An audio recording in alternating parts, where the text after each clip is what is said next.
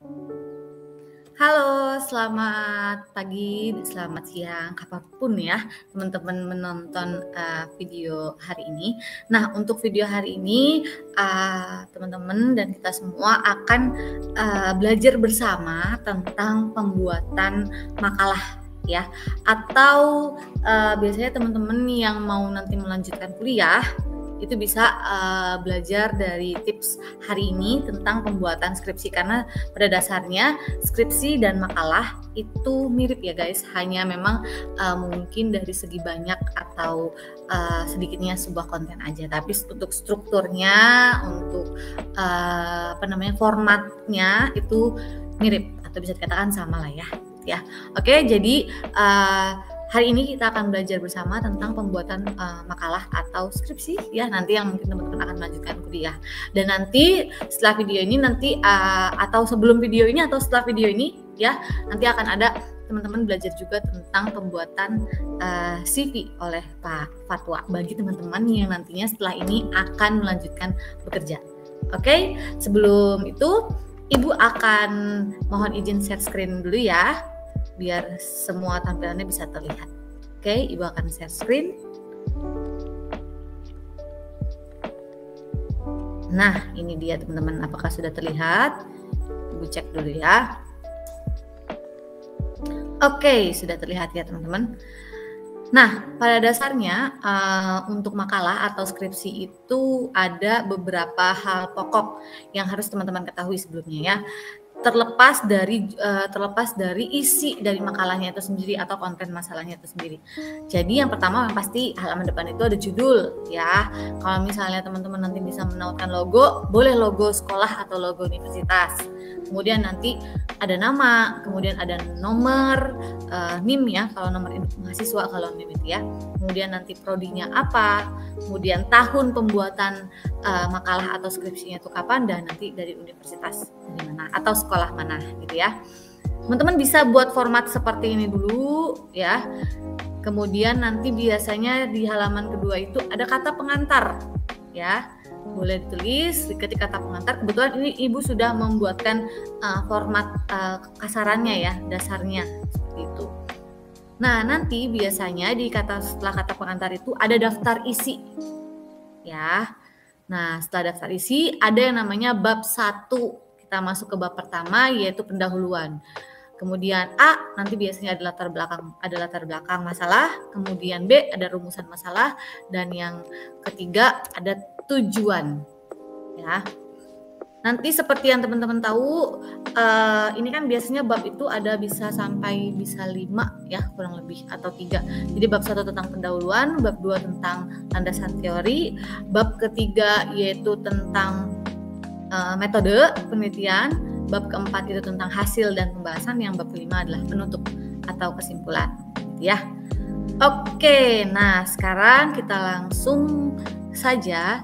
Yang pertama yang akan kita bahas yaitu tentang bagaimana membuat format ya, format yang dimana judul atau halaman dari setiap page-nya ya, setiap nomor halaman setiap halamannya ini.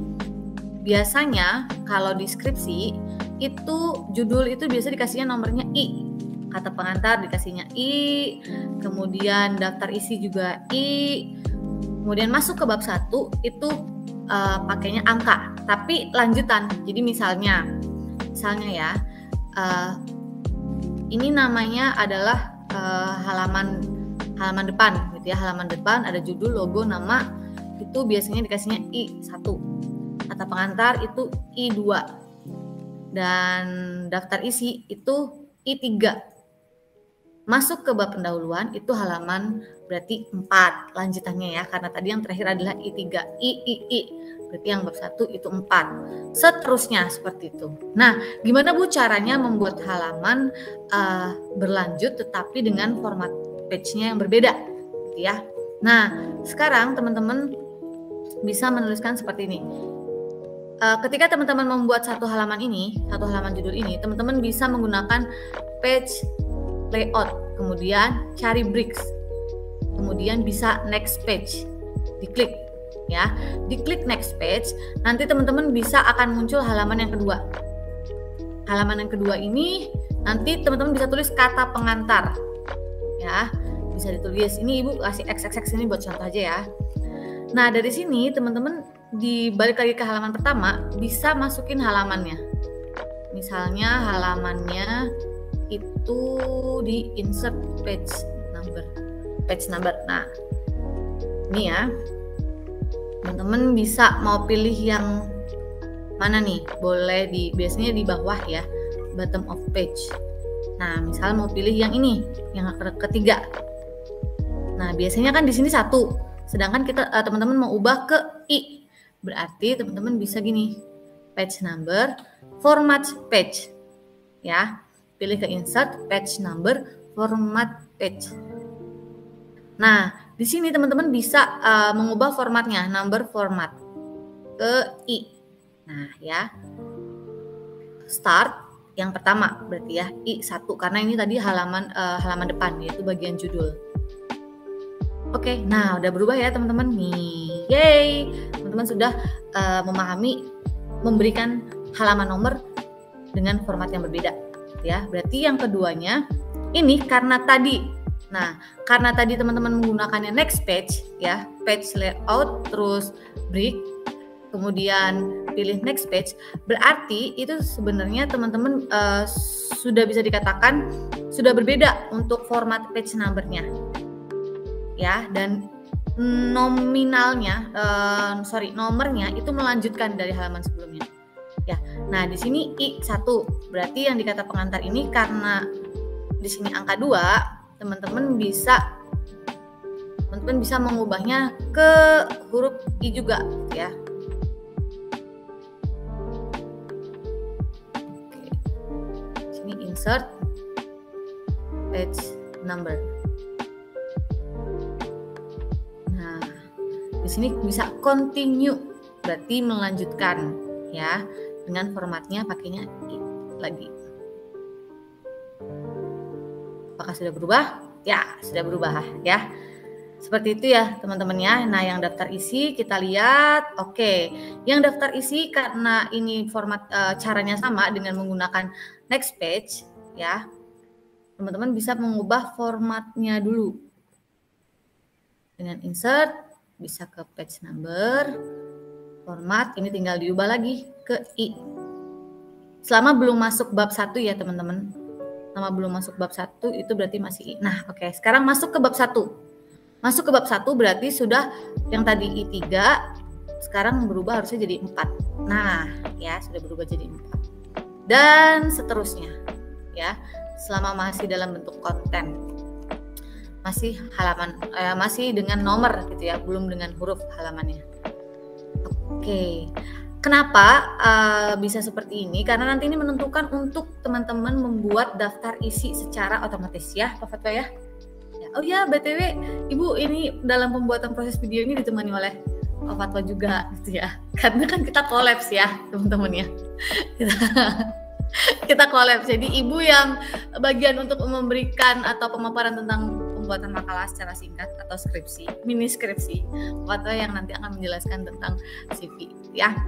Oke, kita lanjut. Mau dong Pak Fatwa, harus mau ya. Oke, tadi penomoran sudah ya teman-teman. Nah, sekarang teman-teman bisa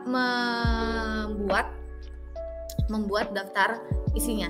Jadi dari yang tadi sudah kita pelajari tentang page number tadi, membuat page number tadi dengan format page yang berbeda, gitu ya. Dari I1, I2, I3 jadinya dilanjutkan dengan angka 4, 5, 6 dan seterusnya. Nah, itu nanti teman-teman sudah membantu sekali dalam untuk membuat proses daftar isi. Biasanya kalau nulis daftar isi manual kan ya. Manual, betul? Apa ada yang sudah tidak manual, sudah bisa yang otomatis? Wah, itu berarti lebih bagus lagi gitu ya. Nah, untuk yang manual nggak usah khawatir, nanti kita coba belajar bareng-bareng hari ini ya.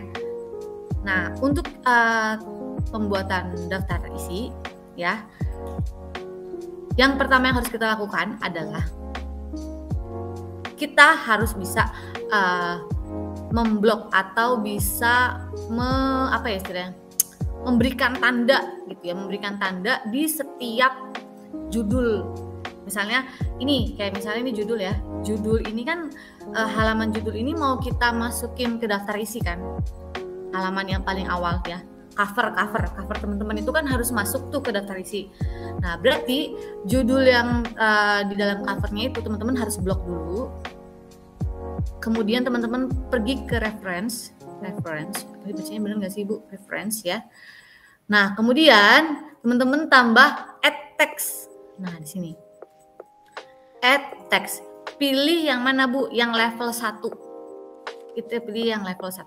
Perbedaannya apa Bu? Level 1, level 2, level 3? Oke, nanti ya. Sabar ya teman-teman. Ini kita pilih yang level 1 dulu. Nah, pasti setelah dikasih add text ini, pasti kata yang kita kasih add text ini pasti dia langsung pindah ke pinggir gitu ya.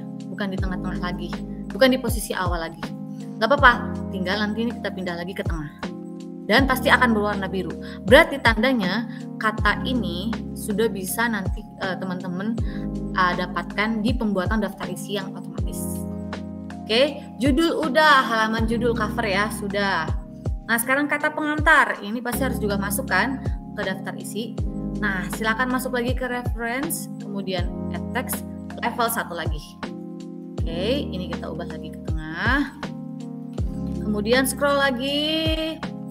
Daftar isi ya, daftar isi pasti masuk ya, masuk. Silakan ke reference lagi, add text level 1, pilih level 1 dulu ya. Nah, sekarang kita masuk ke kontennya bab 1 alias pendahuluan ya.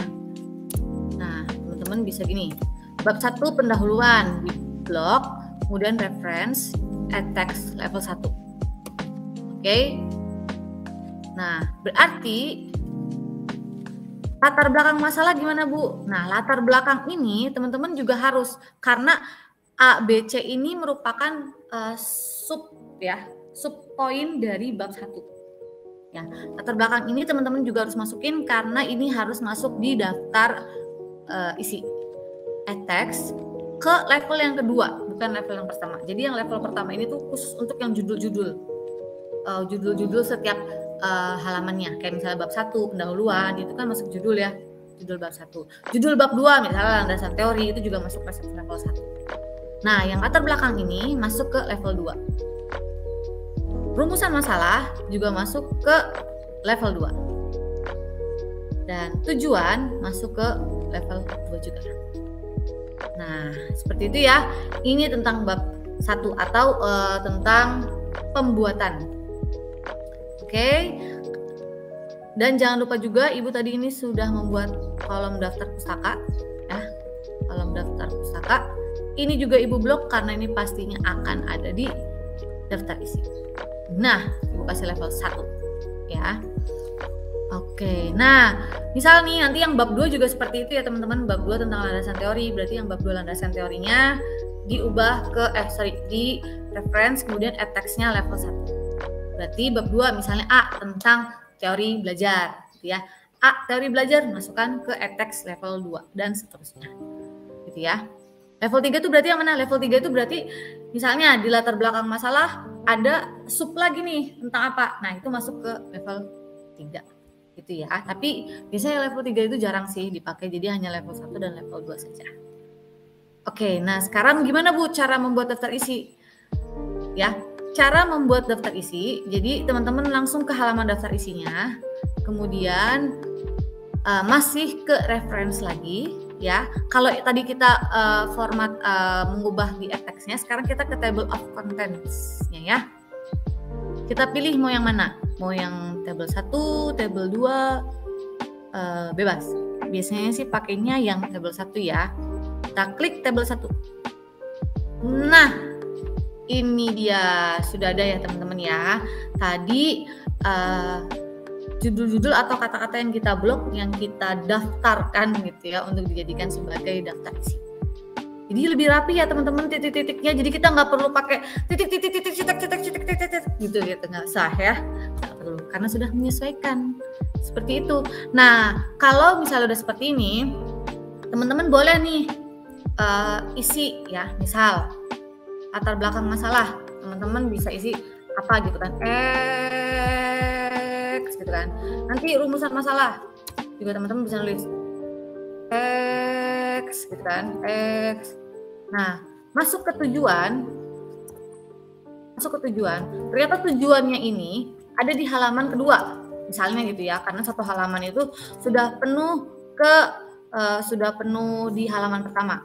Ini masuk di halaman selanjutnya, berarti halaman kelima ya, karena ini halaman 4. Tujuannya ada di halaman ke-5. Bu, gimana Bu daftar isinya, update-nya? Oh, tenang saja. Zaman sudah canggih guys. Jadi tinggal teman-teman ke kolom daftar isinya ini, terus klik update tabel. Nah, update tabel of contents ini nanti pasti ditanyain teman-teman. Mau update page number only atau update entire table? Perbedaannya kalau page number itu berarti formatnya sebenarnya masih sama. Ya masih ada bab 1 pendahuluan, latar belakang, rumusan masalah, tujuan gitu ya. Hanya yang berubah itu adalah halamannya. Tapi kalau update entire table berarti itu akan mengubah semuanya. Misal nanti ternyata tadi teman-teman baru mendaftarkan teksnya itu teksnya itu hanya sampai bab 1, bab 2-nya belum masuk, belum di add text-nya gitu kan, belum di add text kan. Berarti teman-teman harus update-nya entire table ya. Tapi kalau merasa teman-teman ini pokok-pokoknya udah masuk ke daftar isi, saya hanya belum membuat isinya aja, ya berarti page number only aja. Oke, tadi tujuannya ada di halaman 5 ya, coba kita cek. Nah, ini dia tujuannya jadi di halaman 5 ya, dan semuanya jadi menyesuaikan kontennya. Jadi kalau misalnya saran ibu, kalau teman-teman membuat makalah, silakan teman-teman bisa membuat kerangkanya dulu, betul? Betul ya, membuat kerangkanya dulu ya, isinya apa aja, bab 1 apa aja, kemudian ada apa, ada latar belakang, rumusan masalah, tujuan, terus kemudian bab 2 ada apa aja, di list ya, ABC apa aja, kemudian bab 3 juga ada apa aja, bab 4 ada apa aja, dibikin aja dulu itunya. Nanti teman-teman tinggal bikin isi di bagian kontennya. Itu untuk mempermudah untuk update daftar isinya ya teman-teman ya. Nah, itu dia penulisan, bukan penulisan. Beberapa berarti kita sudah belajar 2 hal ya, untuk format page number, kemudian pembuatan daftar isi ya secara otomatis. Kemudian apa lagi ya? Apa lagi Pak Fato? Daftar pustaka. Ya, penulisan daftar pustaka. Nah, biasanya teman-teman itu menulis daftar pustaka, biasanya sih waktu zaman ibu SMA juga bikin daftar pustaka, biasanya ini ya manual. Nah di sini ibu akan sharing sedikit. Ibu juga kemarin juga baru diajarin sama Pak Fatwa sih ini bikin daftar pustaka lewat Word. Biasanya ibu bikinnya di Mendeley. Biasanya dibikinnya di Mendeley gitu ya. Kalau di Mendeley itu dia aplikasi tersendiri. Nah, ternyata ibu juga baru tahu kalau bisa membuat daftar pustaka di Word gitu ya. Caranya seperti apa? Oke, caranya seperti ini.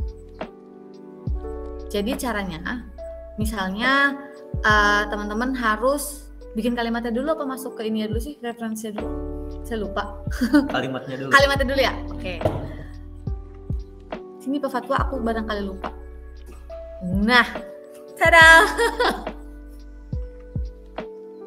Oke, misalnya teman-teman, misalnya nanti di daftar, biasanya yang banyak ada kutipan-kutipan itu di bab 2 kajian pustaka. Ya, di kajian pustaka ya, atau landasan teori, atau di latar belakang juga biasanya juga ada lah, tapi hanya 1-2. Nah, biasanya di bab 2 ya teman-teman. Nah, di sini misal ada kalimat x gitu kan. Ada kalimat bla bla bla bla bla. Yeah. Ya kan? Kemudian gimana? Gimana sih? Aku jadi lupa. Insert citation, bener kan? Ya, insert ke reference lagi ya teman-teman. Terus ke insert citasi lah pokoknya intinya ya. Nah, berarti masuknya ke new source. Berarti ini sumber baru. Betul ya? Nah, tambah sumber baru. Misalnya teman-teman mau menulis kalimat ini berdasarkan dari buku misalnya. Tulis ini type of source-nya teman-teman dari mana? Boleh dari buku atau dari artikel, kemudian dari website juga bisa. Biasanya dari buku ya, salah satu aja. Oke, buku. Penulisnya siapa? Penulisnya misalnya tadi adalah Fatwa. Tulis bukunya ya. Judulnya misalnya teknologi. Nah, aku nggak bakalan aneh. Teknologi informatika. Ya, book author. Aja dulu ya. Ini buat apa sih? Buat penulis juga kan? Ya, penulis. Penulis ya. Book title. Tadi juga sama. Oke, boleh di copy paste juga boleh ya. Tahun terbit misalnya 2021. Page-nya, halamannya, kalimat itu teman-teman yang teman-teman pakai itu kalimatnya ada di halaman berapa? Misalnya halaman 12. Enggak. Halaman 15 misalnya. Bedanya apa ya? Kotanya Bandung misalnya. Publishernya misalnya SMA Putra Nirmala. Putra Nirmala punya publisher. Nah, ya. Oke, misalnya publisher tuh jadi ini ya teman-teman. Pencetak, ya nggak sih? Penerbit. Oh iya, penerbit, pencetak, penerbit, ya. Oke, nah setelah ini kita klik OK, betul? Ya. Oke. Nah, di sini langsung tertulis, teman-teman biasanya langsung tertulis Fatwa 2021. Ya. Kemudian, gimana di daftar pustakanya? Nah, sekarang kita lari ke daftar pustaka yang tadi sudah kita sediakan. Ya, ini caranya adalah update. Kalau ini misalnya belum ada ya, misalnya belum ada nih.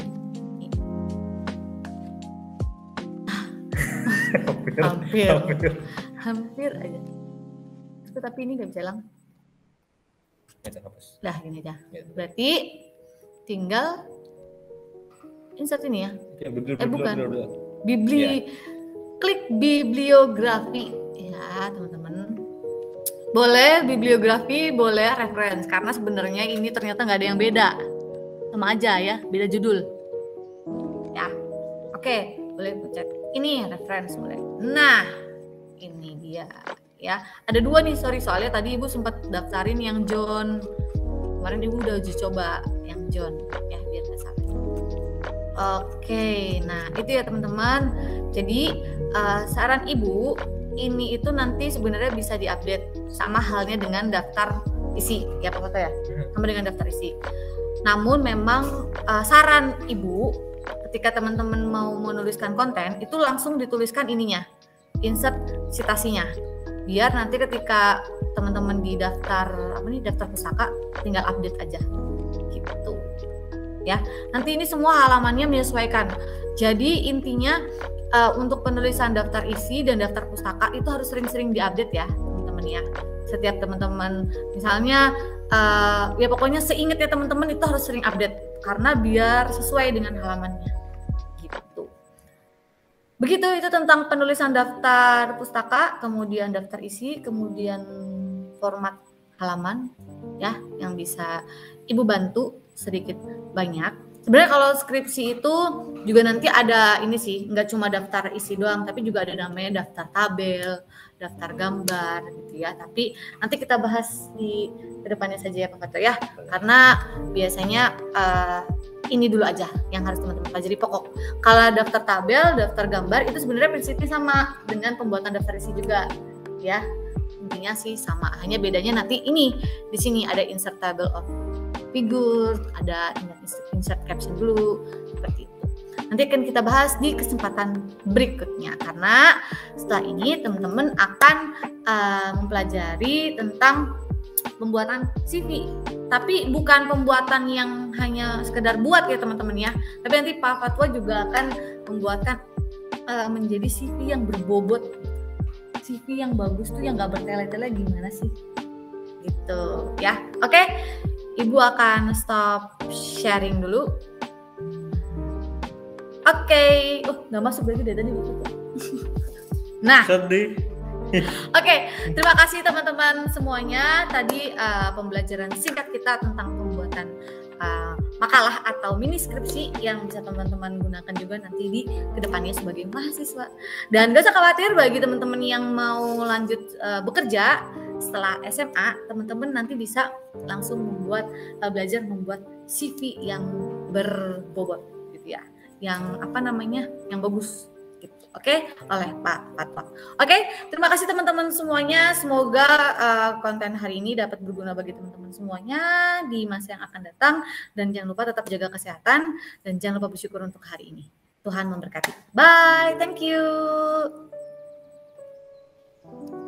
Oke, halo teman-teman yang tadi di pertemuan pertama sudah belajar tentang membuat karya tulis yang baik dan benar sesuai dengan kaidah dan dengan cara yang simpel ya gitu ya, nggak harus sesuai dengan yang Bu Jenny katakan gitu, bikin daftar isi nggak harus bikin titik-titiknya sendiri, daftar pustaka nggak harus diedit sendiri, yaitu adalah tips and trick yang pasti akan bermanfaat di nanti kalau kalian melanjutkan ke perkuliahan, karena di dunia perkuliahan akan banyak sekali pembuatan makalah dan apalagi di terakhir pasti akan membuat skripsi yang harus benar-benar sesuai font size, data isi, data pustaka, tabel dan lain sebagainya. Dan sekarang kita akan membahas tentang gimana sih cara membuat CV yang baik dan benar. CV itu kurikulum kita ya buat kalian yang ingin melamar pekerjaan.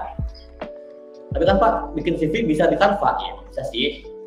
Kalian bisa bikin CV dimanapun gitu ya dengan template yang banyak banget. Tapi yang ingin Bapak sampaikan di pertemuan kali ini adalah bagaimana caranya kita membuat CV yang efisien, yang efektif, yang tidak terlalu bertele-tele dan bisa eye-catching gitu ya untuk perusahaan yang akan kita lamar nanti.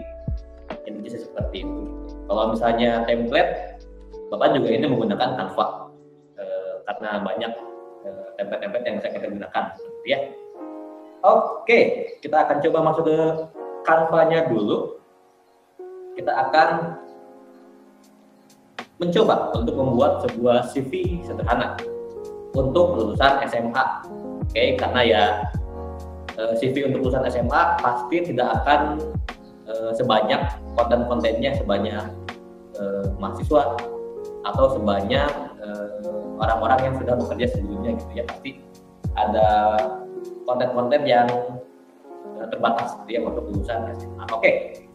Yang pertama kita lakukan adalah kita harus mencari template yang sesuai. Kalau nggak mau buat sendiri nggak apa, kita cari template yang sesuai. Maksud template yang sesuai itu apa? Maksudnya adalah tipsnya gini. Misalnya kalian ingin melamar ke SMA Putra Nirmala misalnya. Nah, kalian cari tahu dulu warna yang identik dengan SMA Putra Nirmala itu apa? Oh, warna biru. Ya udah kita gunakan warna biru sebagai dasar dari CV-nya. Kenapa? Karena itu akan membuat HRD atau pihak dari perusahaan berpikir bahwa oh, orang ini udah riset sebelumnya nih di perusahaan kita atau di sekolah kita. Berarti orang ini punya effort lebih untuk masuk ke perusahaan kita, gitu ya. Itu yang pertama. Kita akan membuat warna sesuai dengan ciri khas dari perusahaan. Kalau misalnya kita akan masuk ke anggap aja NISP gitu misalnya, warna identiknya kan putih dan merah. Udah, kita jadikan warna itu sebagai template. Dan pembuatan CV itu nggak ada kaidah-kaidahnya ya teman-teman. Nggak seperti karya tulis yang fontnya harus Times New Roman, font size-nya harus 12, di judul harus 14 dan bold gitu misalnya. Nggak ada kayak gitu. Yang namanya CV itu bebas, sekreatif mungkin, tapi yang harus diingat adalah tidak boleh berlebihan. Boleh kreatif, tapi harus tetap readable atau dapat dibaca. Karena kan fungsi kita membuat CV adalah bisa dibaca, benar kan? Benar dong. Itu ya. Nah, kita akan coba membuat sebuah CV. Ini Bapak sudah mencari template dulu sebelumnya. Kita akan masuk ke SMA Putra Nirmala, kan? Ya. Kita lihat dulu nih logo SMA Putra Nirmala kayak gimana. Nah, kayak gini. Warna birunya biru seperti ini dan lain sebagainya. Nah, agar lebih baik, warna yang kita gunakan itu bukan hanya sekedar biru gitu ya, tapi dengan kode warna yang sesuai dengan logo atau dengan perusahaan yang akan kita masuki gitu ya. Nah, misalnya dengan warna biru SMA Putra Nirmala. Untuk backgroundnya Atau untuk dasarnya kita pakai warna putih aja ya, biar keterbacaannya tinggi gitu ya, bisa dibaca dengan mudah. Kita gunakan warna putih. Kalau misalnya biru dan kuning gitu ya, pengen bener-bener kayak logo Utnir, ya boleh-boleh aja sebenarnya. Oke, kita akan coba. Hapus. Nah, lalu yang paling atas atau yang harus ada di paling atas CV itu apa? Yang pasti adalah nama kalian. Oke, karena perusahaan ingin tahu, yang ingin melamar ke perusahaannya itu siapa.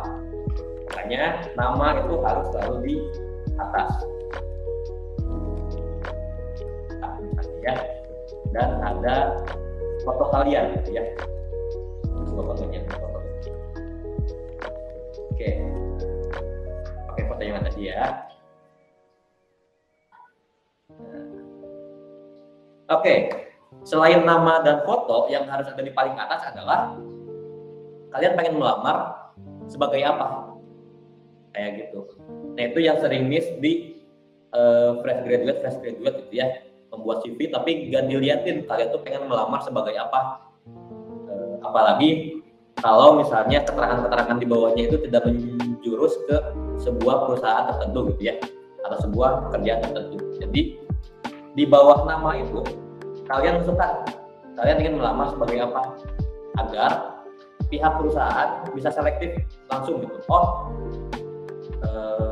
Fatwa ingin melamar ke misalnya sebagai guru TIK. Jadi langsung fokus dari perusahaan tersebut adalah mencari kriteria-kriteria guru TIK yang sesuai ya. Jadi kita tulis di bagian bawah nama itu adalah pekerjaan yang ingin kita masuki dan pekerjaan yang ingin kita lamar. Nah, di bagian atasnya sebenarnya cukup ini aja, cukup nama kalian, lamaran atau pekerjaan yang kalian lamar, dan juga foto ya. Dan foto juga diusahakan foto yang formal, bukan foto selfie kalian, bukan foto bersama teman-teman, bukan foto kelas gitu ya. Foto kelas tapi bingung yang fatwa yang mana gitu. Oke, itu yang bagian atas. Bawahnya lagi kalian deskripsikan diri kalian, tapi yang harus diingat adalah harus sesuai atau harus menjurus ke pekerjaan yang kalian masuk. Misalnya, Fatwa di sini pengen menjadi guru TIK. Terus di profil, di deskripsi diri, profil, saya tulis, saya adalah orang yang gemar membaca komik dan gemar traveling ke penjuru dunia gitu ya misalnya. Kan itu tidak ada relevansinya dengan pekerjaan yang ingin kita lamar. Jadi di bagian di bagian profil kita buat deskripsi diri kita sesuai dengan apa yang ingin kita lamar gitu ya. Kalau pengen jadi guru TIK, masukkan profil kita sebagai guru atau sebagai orang yang jago TIK gitu misalnya. Misalnya profil saya adalah lulusan misalnya Putra Nirmala, terus tulis hobi kalian terkait TIK apa, terus tulis keahlian kalian apa, misalnya kalian di bidang graphic designer, keahlian kalian di bidang programming dan lain sebagainya gitu ya.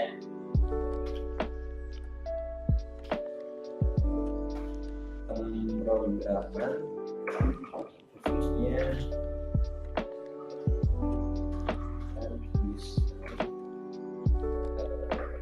Photoshop ya. Nah, untuk profil itu nggak usah terlalu panjang, nggak usah menjelaskan saya adalah anak kedua dari 3 bersaudara, kakak saya sudah kuliah, saya sekarang baru lulus dan adik saya kelas 5 SD di SD sekian ya. Saya nggak usah kayak gitu, nggak usah panjangan. Cukup sesuatu yang berhubungan dengan kerjaan yang ingin kalian masukin aja. Kalau kepanjangan ya HRD juga malas gitu ya bacanya, dan tahu-tahu CV kalian bakal jadi bungkus gorengan. Jadi hati-hati. Oke, itu untuk nama dan juga profil di bagian atas. Lalu setelahnya pihak HRD pasti akan mengontak kalian, pasti dong. Pasti akan mengontak kalian setelah mendapatkan CV. Makanya di bagian bawahnya itu sematkan alamat dan juga email dan juga nomor telepon. Tapi kita gunakan sebaik mungkin. Kalau misalnya hal-hal yang bisa kita gantikan dengan icon, kita gantikan dengan icon aja. Misalnya alamat, gak usah tulis alamat. Atau telepon, gak usah tulis nomor HP atau nomor handphone atau kontak person, gak usah. Kalau alamat kita pakai icon yang yang umum digunakan sebagai alamat, misalnya penanda maps. Nomor telepon kita gunakan icon telepon, email kita gunakan icon surat, ya biar tidak terlalu banyak bacaan di CV kita. Karena kalau terlalu banyak bacaan itu bakal membuat HRD kita agak sedikit pusing atau mungkin agak sedikit malas membacanya. Seperti itu. Kita akan tulis alamat, misalnya alamat Jalan dulu aja nomor 34 misalnya ya, alamatnya. Nomor telepon 085 14045 misalnya ya. Iya, coba kita. Lalu nomor email gimana saja 14 email. Nah, ini penting, jangan sampai kalian typo di nomor telepon atau alamat atau email, terus kalian ngamuk-ngamuk karena nggak dapat balasan, padahal email dan nomor telepon kalian yang typo gitu ya. Ini hati-hati. Ini informasi yang sangat penting agar ya informasi-informasi yang didapat dari HRD kalian ke kalian tidak miss seperti itu ya. Oke, itu bagian atas, bagian identitas diri. Ada nama, foto, melamar di bagian apa, profil diri singkat kalian, dan juga kontak yang bisa dihubungi. Itu bagian atas. Bagian tengah. Nah, bagian tengah karena kalian tidak punya pengalaman pekerjaan, ya karena baru lulus SMA gitu ya, tidak punya pengalaman pekerjaan, tidak punya pengalaman dan sesuatu yang ditampilkan di CV gitu ya. Kita fokus ke sesuatu yang kalian dapat di pembelajaran di sekolah. Misalnya kalian pernah mengikuti seminar apa? Yaitu seminar apa? Kalian pernah mengikuti pembelajaran informal apa? Misalnya ikut les atau apa gitu ya. Nah, kita tulis di paling atas ini, misalnya pengalaman organisasi. Kenapa Bapak di lampau hari pernah bilang kalau OSIS itu penting, karena pengalaman organisasi ini ya masuk ke CV gitu ya, dan penting gitu ya, apalagi kalau kalian pengen masuk atau pengen melamar ke bagian public relasi seperti teller atau misalnya seperti sales atau seperti banyak gitu ya. Itu membutuhkan pengalaman organisasi, pengalaman bertemu dengan orang lain, pengalaman membentuk sebuah agenda seperti itu, agar ya perusahaan juga nggak mau menerima orang yang masih canggung-canggung gitu ya kalau ketemu orang pengen langsung profesional. Nah, kita tulis saja pengalaman organisasi, misalnya OSIS SMA Putra Nirmala tahun berapa? Misalnya tahun 2020 sampai 2021. Divisi apa? Misalnya departemen minat dan bakat.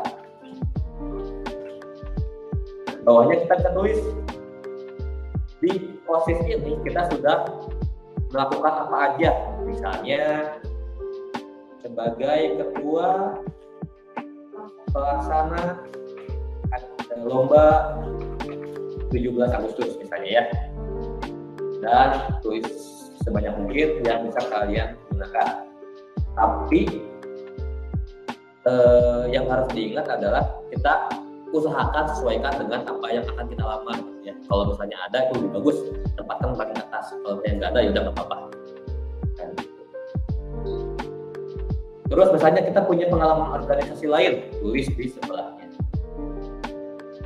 Nah, itu untuk pengalaman organisasi. Nah, sekarang yang sering terlewat,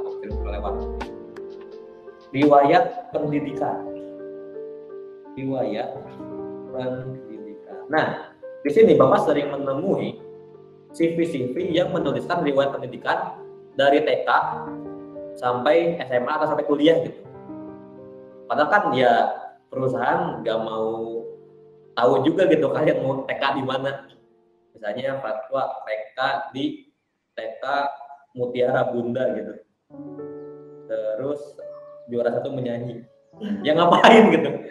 Ya ngapain gitu? Maksudnya nggak ada relevansinya atau itu udah lama. Jadi nggak usah dimasukkan. Untuk riwayat pendidikan, kalian cukup masukkan 2 pendidikan terakhir aja. Itu udah sangat cukup. Misalnya kalian lulusan SMA, yaudah SMA, SMP.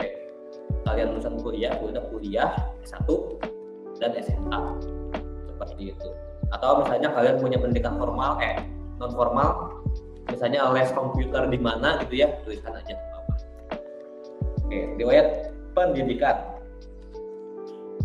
SMA Putra Nirmala. Kalian bersekolah dari tahun berapa sampai tahun berapa? Berarti 2019 sampai 2022 ya misalnya ya. Lalu di bawah tulis nilai akhirnya. Kalau misalnya dulu nilai UN, kalau sekarang ya nilai ujian sekolah. Nilai US berapa? Itu yang harus dimasukkan untuk riwayat pendidikan. Terus misalnya kalian punya riwayat pendidikan lain yang informal, nggak apa-apa, masukin aja. Misalnya les di tempat komputer mana gitu ya, atau di les komputer mana gitu, masukin aja. Set les tempat komputer apa ya? Tempatnya biasanya komputer pintar. Kalian ikut les dari 2021 sampai 2022 misalnya, atau sampai sekarang. Tulis aja sampai sekarang. Nah, kayak gitu untuk riwayat pendidikan, nggak usah sampai ke TK, karena kalau sampai ke TK juga itu bakal membuat CV kalian tidak enak dibaca, dan malah hal-hal yang penting yang harus diketahui oleh HRD malah tertutup dengan hal-hal yang sebenarnya tidak terlalu signifikan, seperti tadi pengalaman SD kalian, terus misalnya juara pajak Pinang 17-an, itu kan nggak harus ngapain gitu ya. Terus misalnya ya hal-hal yang tidak sesuai dengan apa yang akan kalian masuki. Nah, lalu sebelahnya tidak kalah penting, kalian ingin menawarkan apa ke perusahaan yang kalian ingin masuki. Di sini kita tulis keahlian khusus. Nah, bukan usahakan sebenarnya. Untuk keahlian khusus ini jangan mengada-ngada, jangan pede aja dulu gitu, nanti belajar belakangan. Takutnya nanti begitu kalian diwawancara, pas masuk ke perusahaannya gitu ya, wawancara langsung dites, kan keringat dingin. Jadi ya untuk keahlian khusus ini usahakan sesuai dengan keahlian yang kalian miliki. Seperti itu. Saya keahlian khusus, kalian bisa dan keahlian khusus ini yang sesuai dengan itu yang lamaran yang ingin kalian masuki gitu ya. Kalau misalnya kalian pengen jadi guru TK terus keahlian khususnya tebus, kan aneh. Jangan ditulis. Keahlian khusus misalnya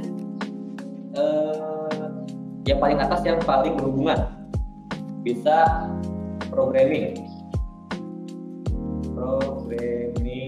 website gitu ya, misalnya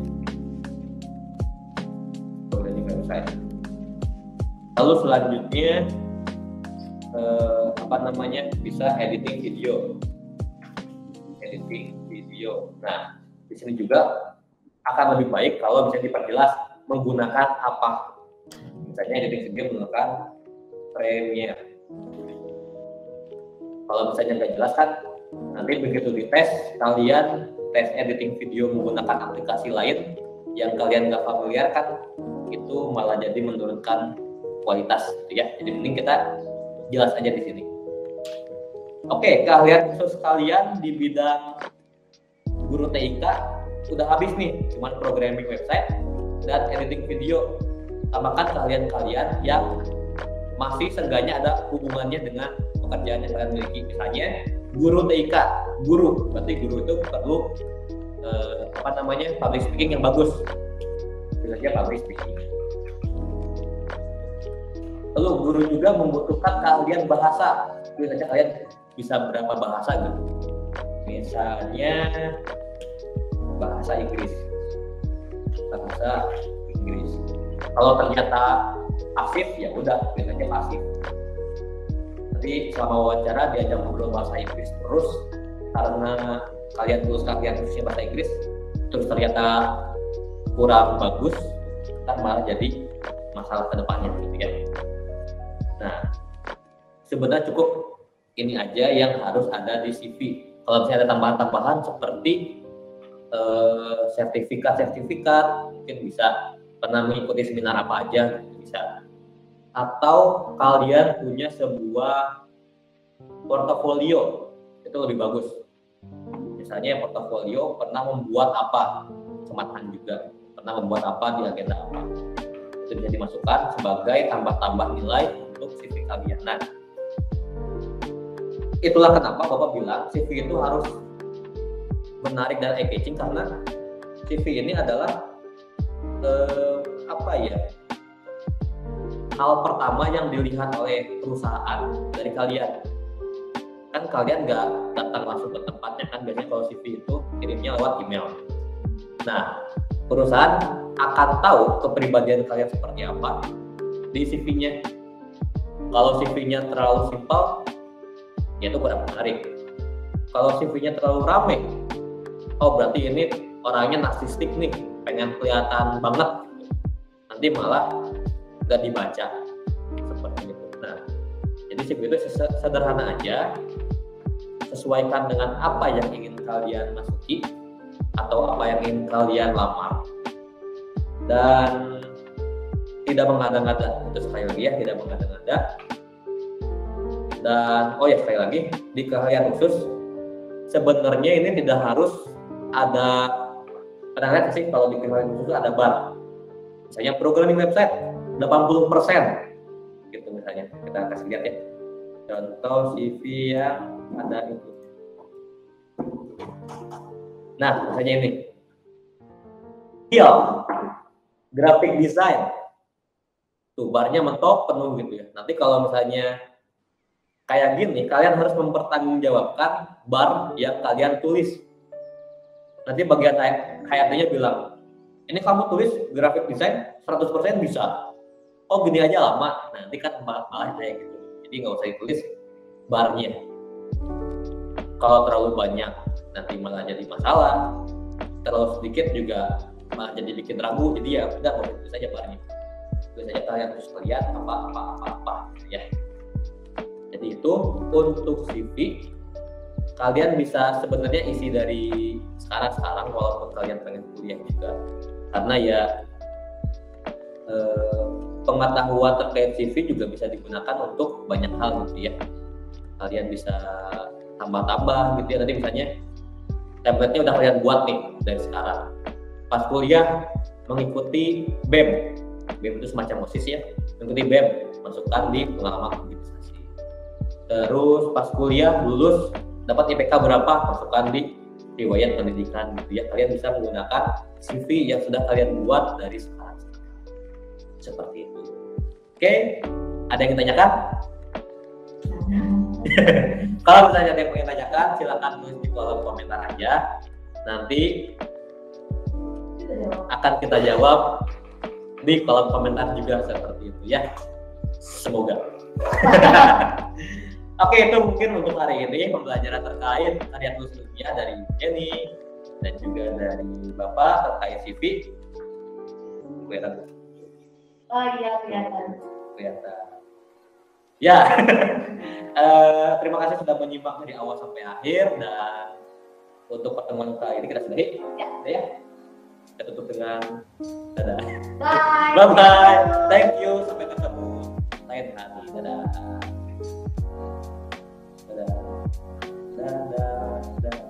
Dadah.